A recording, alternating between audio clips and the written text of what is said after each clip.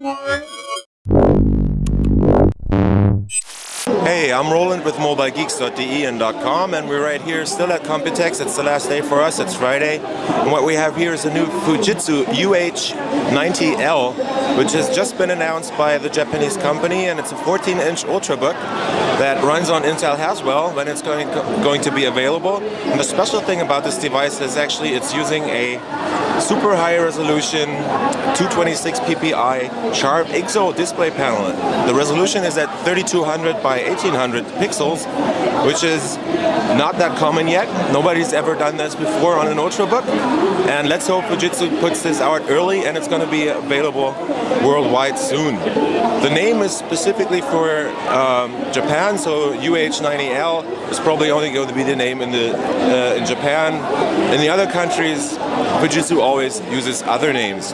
It's based on Haswell, as I said. It's a dual-core CPU. I can't tell you right now what CPU is in there because the screen is locked. And just for a size comparison, this thing just goes to show how high the resolution is. Down here we have I think that's a 1366 resolution screen on this HP device, and there you can see how big the lock screen,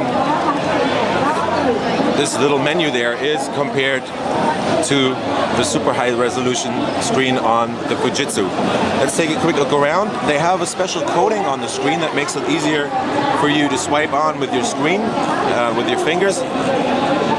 Here we have Windows 8 running on it. I can only get to the start screen. The desktop is locked, so I can't really show you how big the taskbar would be or how big the desktop elements would be on this screen. Let's take a look up here. We have a webcam up here. I don't know the resolution. We'll put it in the description for you. The device is made of aluminum, I think.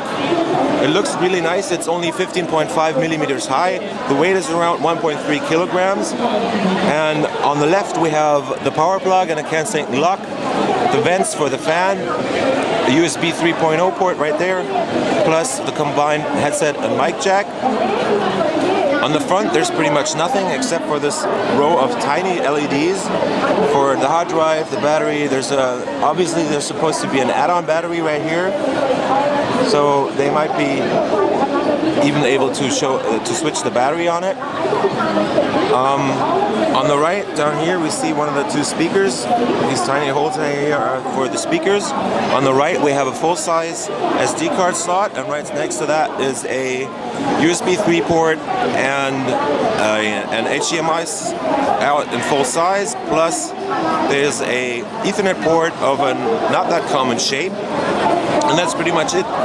That's all there is. Let's take a look at the lid. Fujitsu showed off this in press shots in the red version, so the lid in this case is black. I don't know the materials, but I think maybe it might be magnesium, could be just aluminum, but that is actually a really sexy Ultrabook right here. Let's take a look at the trackpad. It's really decently sized and they have plenty of room left. So there's enough room between the trackpad and the keyboard, so you don't always, when you're typing, you're not activating the trackpad. I hope so, at least. We have a fingerprint reader in here, which is pretty common for Japanese devices. The keyboard there's good spacing between the keys, but the key travel is not really high. But it's pretty soft to type on and it doesn't flex or anything. There's a huge enter key right here.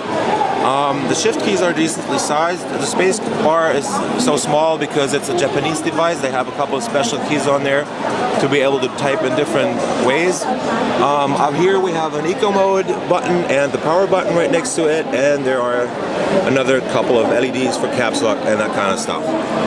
So this has been the Fujitsu Ultrabook UH90L that has just been announced using a sharp IGZO display running at 3200 by 1800 pixels on Intel Haswell.